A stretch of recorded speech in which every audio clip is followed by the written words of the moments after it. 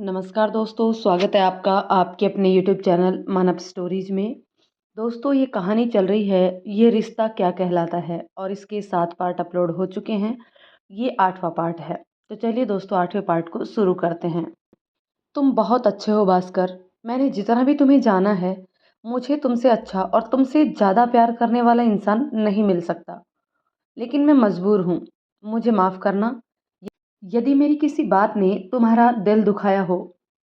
मैं ना बोलकर तुम्हारा दिल नहीं तोड़ना चाहती थी, लेकिन हाँ बोलकर निभाने की ताकत भी नहीं है मुझ में भास्कर। इतना ज़रूर कहूँगी कि तुम वो पहले लड़के हो जिसे मैंने नज़र भर कर देखा है, और आखिरी भी तुम ही रहोगे। तुम मेरी आंखों से कब दिल में उतर गए मुझे पता ही नहीं चला भास्कर।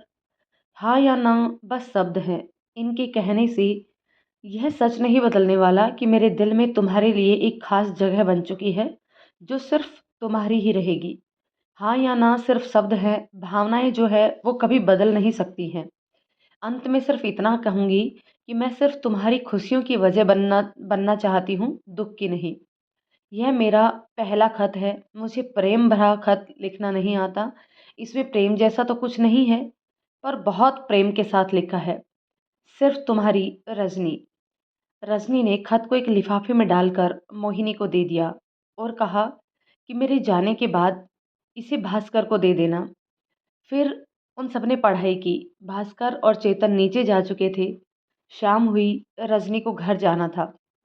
घर जाने से पहले रजनी भास्कर को एक बार देखना चाह रही थी, पर वो देख न सकी। रजनी मायूस होकर अपने घर के लिए निकल गई। जैसे ही वह अपनी गली में एंटर हुई, उसे भास्कर की स्प्लेंडर दिखाई दी। भास्कर उसके काकी साके यहाँ बैठा था। रजनी ने भास्कर को देखा तो वह थोड़ा धीरे चलने लगी। भास्कर भी रजनी को देख रहा था। प्रकाश जी, भास्कर के काका साने ये सब देखा और तुरंत भास्कर के आने का कारण समझ गए, परंतु वो भास्कर से इस बारे में जानना चाहते थे। उन्होंने जानबूझकर रजनी को आवाज लगाई, राज। रजनी को अजीब लग रहा था। वह अपना घर का नाम किसी को नहीं बताती थी। उसे लगा कि भास्कर के सामने कहाँ से ये नाम ले लिया उन्होंने। वह उस ओर गई। जी अंकल, कैसे चल रही है तुम्हारी पढ़ाई? जी, अच्छी चल रही है। भास्कर अब भी यही सोच रहा था कि रजनी का निकनेम राज है, ये उसे पता नहीं था। अगर गणित में कोई समस्या हो तो मुझे बताना, ये मेरा भतीजा है भास्कर, वह मदद कर देगा। भास्कर की ओर देखकर जानबूझकर उन्होंने कहा। दरअसल वो उन दोनों के चेहरे के बदलते भावों से उनके मन के भीतर झांकने की कोशिश कर रहे थे। जी अंकल, वैसे मैं ट्यूशन जाती हूँ और भावना दीदी की भी मदद मिल जाती है। मुझे ज़रूरत नहीं पड़ेगी। रजनी ने इतना कहकर भास्कर की ओर देखा। भास्कर की भौहें तन गई। अच्छा ठीक है, मैं चलती हूँ अंकल। बाय आंसू, कहकर रजनी जाने को हुई। बाय राज, आंसू ने कहा और मुस्कुराया। भास्कर उठकर जाने लगा।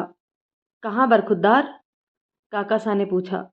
बस घर जा रहा हूँ, देर हो रही है, भास्कर ने कहा। आंसू को भास्कर के जाते ही बहुत हंसी आने लगी।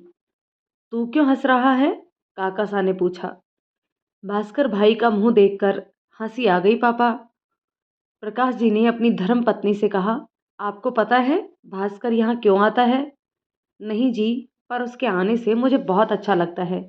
यहाँ और भी कोई है जिसे उसका आना अच्छा लगता है? आंसू बुदबुदाया। काकिसा ने नहीं सुना और वो रसोई में चली गई। लेकिन प्रकाश जी ने ये सुन लिया था। तुझे भी पता है सब? आंसू से प्रकाश जी ने पूछा। हाँ, आंसू ने जवाब दिया और तुरंत कहा, पर आपको कैसे पता चला पापा? ये आंखें सब कुछ देख सकती हैं। भास्कर घर आया तो मोहिनी आंगन में बैठी थी। उसने भास्कर को आवाज लगाते हुए 2 मिनट रुकने के लिए कहा। उसने वो लिफाफा उसे लाकर दिया। भास्कर जल्दी से उसे शर्ट के बीच में छुपाकर घर में आ गया। खत खोलकर वह उसे पढ़ने लगा। खत को उसने 2-3 बार पढ़ा और अनायास ही मुस्कुराने लगा। वह सोचने लगा, इसका मतलब तुम्हें भी मुझसे प्यार है। बस तुम डरती हो और तुम्हारा डर मैं निकाल कर रहूंगा, मेरी रज्जू। भास्कर खुशी से गुनगुनाने लगा। उसने चेतन को फोन करके कहा, जब फ्री हो जाए घर आना और रास्ते में से 2 चॉकलेट लेकर आना। भास्कर को यह सब हरकतें करते देखकर सपना और सिया को हंसी आ गई।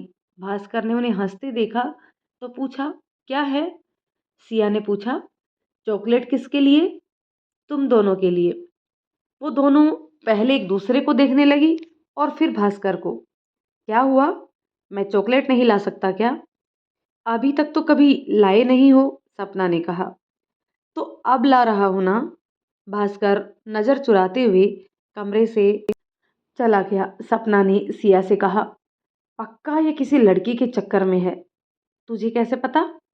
बस समझ आता है। इतना विश्वास से कैसे कह सकती है तू? जल्दी तुझे बताऊंगी मैं। छोटी बहनें जासूस की तरह होती हैं। जब तक सब पता ना चले पीछे नहीं हटती हैं। इधर रजनी भास्कर के बारे में सोचकर मुस्कुरा रही थी।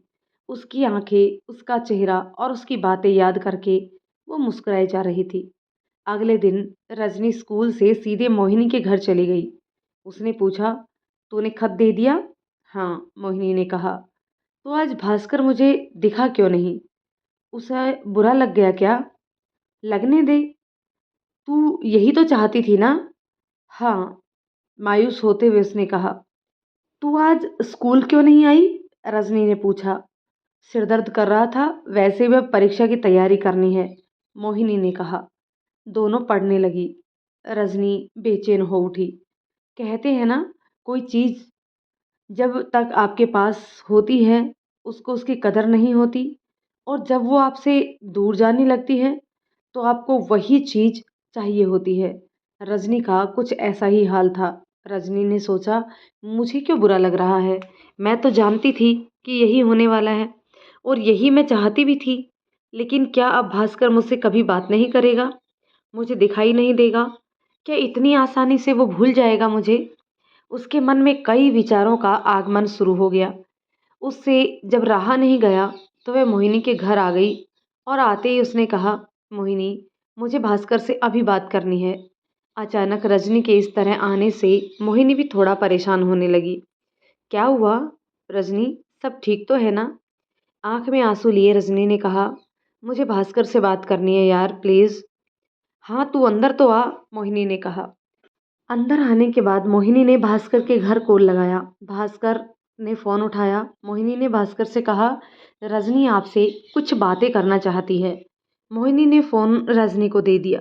रजनी ने रिसीवर हाथ में लिया लेकिन कुछ नहीं बोल पा रही थी। भास्कर ने कुछ देर इंतजार किया पर रजनी कुछ नहीं बोली। बोलो रजनी, क्या बात है? भास्कर की आवाज़ सुनकर रजनी को तसल्ली हुई। उसने इतना सा पूछा कि रजनी रोने लगी। भास्कर ने फ़ोन रख दिया। रजनी को लगा कि भास्कर उससे नाराज़ है और अब कभी उससे बात नहीं करेगा। उसने दोबारा कॉल नहीं किया। वह मोहिनी के बेडरूम में आ गई और आकर रोने लगी। मोहिनी वहाँ अपनी अलमारी जमा रही थी। अचानक उसे सुबकता देखकर उसने पूछा, क्या हुआ रजनी, कुछ बताएगी? रजनी तकिए में मुंह छुपाकर रोने लगी। तभी मोहिनी की डोरबेल बजी। मोहिनी ने उससे कहा, मैं आती हूँ, तू रुक। मोहिनी बाहर आई तो उसने देखा कि दरवाजे पर भास्कर खड़ा था। भास्कर ने पूछा, रजनी कहाँ है? मेरे बेडरूम में, मोहिनी ने आश्चर्यचकित होकर कहा। उसने एक्सपेक्ट नहीं किया था कि भास्कर इस तरह उसके घर आ जाएगा। मैं जाऊं? भास्कर ने मोहिनी से उसके बेडरूम में जाने की इजाज़त मांगी। मोहिनी ने हाँ में सिर हिला दिया। भास्कर कमरे में गया। रजनी अब भी बिस्तर पर उल्टा लेटकर तकिए में मुंह छुपाए रो रही थी। भास्कर उस बिस्तर के किनारे पर रजनी के सिर के पास जाकर वहीं पर बैठ गया और उसके सिर पर हाथ घुमाने लगा। रजनी को लगा कि वो मोहिनी है तो उसने पलटकर उसे गले से लगा लिया और रोने लगी। लेकिन अगले ही पल उसे एहसास हुआ कि वो मोहिनी नहीं, कोई और है। उसने खुद को उससे दूर करके देखा तो सामने भास्कर बैठा था। वह घबरा कर बिस्तर से उठकर दूर जाने को हुई। भास्कर ने तुरंत उसका हाथ पकड़कर उसे रोक लिया। तुम रो क्यों रही हो? भास्कर ने सवाल किया। रजनी ने कुछ नहीं कहा। भास्कर ने बिस्तर से उठते हुए रजनी के करीब जाकर उसकी ठोडी को उठाकर उससे पूछा, तुम कुछ बताओगी? रजनी ने भास्कर को फिर से गले लगा लिया। और रोने लगी। अरे रजनी, क्या हुआ? कुछ बोलोगी भी अब? भास्कर ने बहुत ही प्यार से बाहों में भरकर उसके बालों में हाथ घुमाकर उससे पूछा। रजनी को बहुत अच्छा महसूस हो रहा था। भास्कर की बाहों में एक सुकून था। यह एक सुखद एहसास था। पहली बार वो किसी लड़के के गले लगी। रोते हुए उसने कहा, मुझे माफ कर दो भास्कर। किस बात के लिए? भास्कर अब भी उसके बालों में हाथ घुमा रहा था। जहां तक मैं तुम्हें जानता हूं, तुमसे कोई भूल हो ही नहीं सकती। तो फिर माफी किस बात की? भास्कर ने पूछा। मैंने तुम्हें तकलीफ दी, तुम्हारे प्यार को समझा नहीं। मैं खुदगर्ज हो गई थी, बस अपने बारे में ही सोच रही थी। भास्कर ने उसके चेहरे को अपने दोनों हाथों में भरकर कहा, तुम इतना क्यों सोच रही हो राज? रजनी को उसके मुंह से ये नाम सुनकर बहुत अच्छा लगा। अब चुप हो जाओ, भास्कर ने उसके आंसू पोंछते हुए कहा। कुछ देर वह रजनी के पास बैठा रहा। रजनी भी उसके हाथ पकड़कर बैठी थी। जब वह शांत हुई तो भास्कर जाने लगा। रजनी ने उसे आवाज लगाई, भास्कर। भास्कर ने पलटकर देखा और कहा, हाँ। रजनी जल्दी से उसके करीब आई और भास्कर के गालों पर अपने होठ रख दिए। मैं भी तुमसे बहुत प्यार करती हूँ भास्कर, शायद खुद से भी ज्यादा। रजनी का अचानक इस तरह करीब आना और उसका अपने प्यार का इजहार करना भास्कर को पागल कर गया। उसकी धड़कनें तेज हो गई। उसने कहा, जानता हूं मैं। भास्कर को अब तक यकीन नहीं हो रहा था कि रजनी ने भी उससे अपने दिल की बात कह दी है। वह सोच रहा था, यह सच है या कोई सपना। इतना सुखद एहसास उसे पहले कभी नहीं हुआ था। यह सच है या कोई सपना, ये जानने की इच्छा से वो रजनी के करीब आया और उसने भी रजनी के माथे को चूम लिया और उसे एहसास हुआ कि ये सच ही है। रजनी ने अपनी नजरें झुका ली। उसकी धड़कनें तेज हो गई थी, जिसे भास्कर आसानी से सुन पा रहा था। रजनी ने कहा, वो तुम 3-4 दिन से दिखे नहीं, तो मुझे लगा कि तुमने अपना मन तो नहीं बदल लिया, या तुम नाराज तो नहीं हुए ना?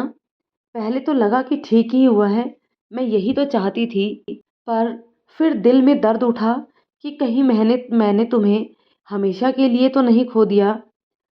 ओह, तभी मैं सोच रहा हूँ कि अचानक ना हाँ में कैसे बदल गई। दरअसल मैं तुम्हें तुम्हारे प्यार का एहसास कराना चाहता था, और वो मेरे दूर जाने से ही तुम्हें होता। मैं इसी शहर में रहता तो मुझसे रहा नहीं जाता और मैं तुम्हारे सामने आता रहता, जिससे तुम कभी ना समझ पाती मेरी क्या जगह है तुम्हारी लाइफ में। मैं इसलिए अपने मामा के यहाँ चला गया था। आज सुबह ही मैं आया और अभी थोड़ी देर में मैं तुम्हें देखने आने ही वाला था। अच्छा ही हुआ मैं नहीं आया, वरना ये सब नहीं होता ना। भास्कर ने सब कुछ रजनी को बताया। रजनी ने भास्कर को दूर धकेलते हुए गुस्से से कहा, तो तुमने मुझे जानबूझकर परेशान किया? भास्कर ने फिर उसे अपने करीब अपनी बाहों में खींचते हुए कहा, नहीं करता तो तुम आज ऐसे मेरी बाहों में होती। पर मैं बहुत डर गई थी भास्कर, रजनी ने धीमे से कहा। रज्जू, भास्कर सिर्फ तुम्हारा है और तुम्हारा ही रहेगा। तुम पीछा छुड़ाना चाहोगी तब भी नहीं छोड़ूंगा। रजनी मुस्कुरा दी। आज तो मुंह मीठा करना पड़ेगा, तुमने मुझे हाथ जो कह दी, भास्कर ने अचानक शरारत से भरकर कहा। रजनी सवालिया नजरों से उसकी ओर देखने लगी। भास्कर ने जेब में से 2 डेयरी मिल्क निकाली और रजनी को दे दी। रजनी को चॉकलेट बहुत पसंद थी। वह खुश हो गई। रजनी ने उसी वक्त चॉकलेट खोली और खाने लगी। भास्कर ने कहा, मेरा मुंह मीठा नहीं करवाओगी? रजनी ने दूसरी चॉकलेट उसकी ओर बढ़ा दी। यह उतनी मीठी नहीं है। रजनी को लगा कि वह झूठी चॉकलेट खाना चाहता है, तो उसने अपनी खाई हुई चॉकलेट उसकी ओर बढ़ा दी। रजनी ने चॉकलेट खाई, तब वो बच्चों की तरह खा रही थी, जिस वजह से चॉकलेट उसके मुंह के आसपास लग गई थी। भास्कर उसे देखकर मुस्कुरा रहा था। रजनी जो चॉकलेट खा रही थी, वह उसकी ओर बढ़ाई तो भास्कर ने कहा, यह भी नहीं। रजनी कुछ समझी नहीं। उसने पूछा, तो क्या? भास्कर रजनी के करीब आया उसके होठों के आसपास लगी हुई डेयरी मिल्क को खाकर उसने कहा, ये मीठी है।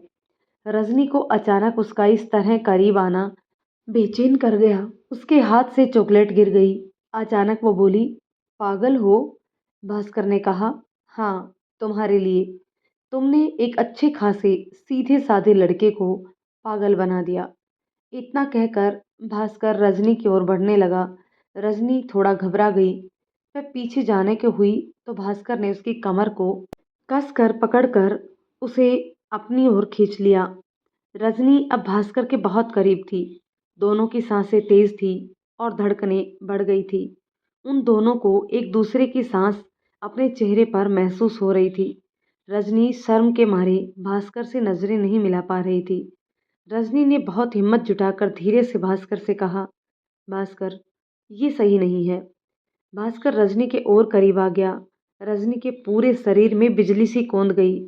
उसने अपनी आंखें बंद कर ली। भास्कर ने रजनी के माथे को एक बार फिर चूम लिया और उसे बाहों में भर लिया। रजनी अब भी आंखें बंद करके भास्कर के होठों की गर्माहट को अपने होठों पर महसूस करना चाह रही थी। भास्कर ने उसके कानों में धीरे से कहा, होठों पर किस कर सकता हूँ? रजनी ने धीरे से अपनी आंखें खोलकर भास्कर की आंखों में देखकर पूछा, मैं माँ तो नहीं बनूंगी ना? भास्कर उसकी मासूमियत पर हंस पड़ा। क्या हुआ? हंस क्यों रहे हो? भास्कर ने सोचा, कितनी मासूम है ये। और उसकी मासूमियत को बरकरार रखने के लिए उसने कहा, इसलिए मैंने तुम्हारे होठों पर अभी तक किस नहीं किया पगली। वह अब भी उसकी बात पर हंस रहा था। कितनी मासूम थी वो। उसे लगता था कि होठों को चूम लेने से वो माँ बन सकती है। भास्कर के दिल में उसके लिए बहुत प्यार भर आया था। उस वक्त भास्कर ने उसे अपनी बाहों में भर लिया। तभी मोहिनी अंदर आते हुए बोली, रजनी, तेरे भैया आए हैं बाहर तुझे लेने। रजनी घबरा गई। भैया ने भास्कर को देख लिया तो? भास्कर अंदर है, उन्हें पता चला तो ये सोचकर वो परेशान हो गई। मोहिनी ने कहा, चिंता मत कर, वो अंदर नहीं आएंगे। तो खुद को पहले संभाल, अपनी हालत ठीक कर, फिर जा। उन्हें नहीं पता कि भास्कर भैया अंदर हैं। रजनी ने खुद को संभाला, अपने कपड़े और बाल ठीक किए, आंसू पोंछे। भास्कर ने उसे कहा, चिंता मत करो रजनी, मैं तुम्हारे साथ हूँ हर परिस्थिति में। रजनी बाहर आई। भैया, आप यहाँ? आजकल तेरा यह बहुत आना जाना हो रहा है, क्या बात है? पंकज ने पूछा।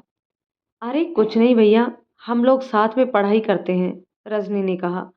मोहिनी को बाय बोलकर वह चली गई। लेकिन पंकज के मन में शंका उत्पन्न हो चुकी थी। रजनी घर आ गई थी और वह आज बहुत खुश थी और भास्कर के साथ बिताए पलों को याद करके मुस्कुरा रही थी। उसे अपने कपड़ों में से भास्कर की महक आ रही थी। वह उस पल में भास्कर से और भी ज़्यादा प्यार करने लगी और भी ज़्यादा भरोसा करने लगी। जिस पल वो भास्कर के होठों पर किस करना चाहती थी, लेकिन भास्कर ने उसके माथे पर किस किया। भास्कर ने उसका फ़ायदा उठाने की कोशिश नहीं की। वह चाहता तो उसके साथ कुछ भी कर सकता था। यही सब सोचते हुए न जाने कब रजनी की आंख लग गई। रजनी का अगला दिन भी इसी तरह भास्कर की याद करते हुए गुजरा और प्रभास अब भी अपनी भुआ दिशा के घर था। एक दिन और एक रात बीत चुकी थी। रजनी अब भी भास्कर को याद करते हुए गहरी नींद में सो गई। आज वह बाहर सोफे पर ही सो गई थी। रजनी, रजनी, अपने नाम को किसी को पुकारते सुनकर रजनी की आंख खुल गई। ये आवाज़ जयेश की थी। वह अहमदाबाद से वापस आ चुका था। भास्कर की यादों में उसने अतीत के खूबसूरत 2 दिन बिताए। आप कब आए? रजनी ने उठते हुए कहा। बस जस्ट आ ही रहा हूँ, जयेश ने कहा। तुम ऐसे क्यों सो रही हो? उसे सोफे पर साड़ी में ही सोता देखकर जयेश ने पूछा। ऐसे ही थक कर बैठी थी तो पता नहीं कब नींद आ गई, रजनी ने कहा। चाय बना दो यार और एक गिलास ठंडा पानी पिला दो, जयेश ने सोफे पर बैठकर अंगड़ाई लेते हुए कहा।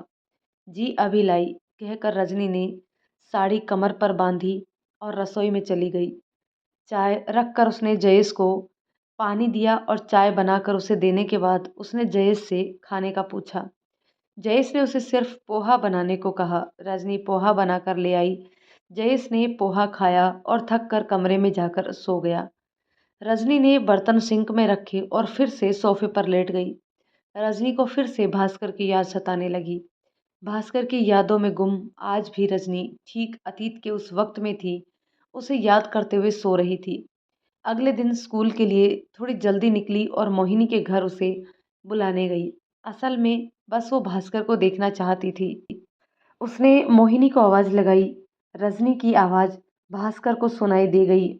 वो अपने घर के हॉल में बैठा था। आवाज़ सुनकर वह बरामदे में आ गया। दोनों एक दूसरे को देख रहे थे। तभी भास्कर के पीछे अचानक सपना आ गई। उसे देखते ही रजनी ने अपनी नज़रें हटा ली, पर भास्कर उस बात से अनजान अब भी उसे देख रहा था। मोहिनी और रजनी साथ स्कूल जाने के लिए निकले। भास्कर मुस्कुराते हुए पलटा तो सपना सामने खड़ी थी। सिया भी अपना बैग लगाते हुए बाहर आई। सपना भास्कर को घूरे जा रही थी। क्या? भास्कर ने पूछा। वही तो मैं पूछना चाह रही हूँ भैया। क्या? सपना ने कहा। भास्कर ने नजरें चुराते हुए कहा, कुछ नहीं, और अंदर से स्प्लेंडर की चाबी लेकर आया। उसने सपना और सिया से पूछा, तुम दोनों को छोड़ दूं?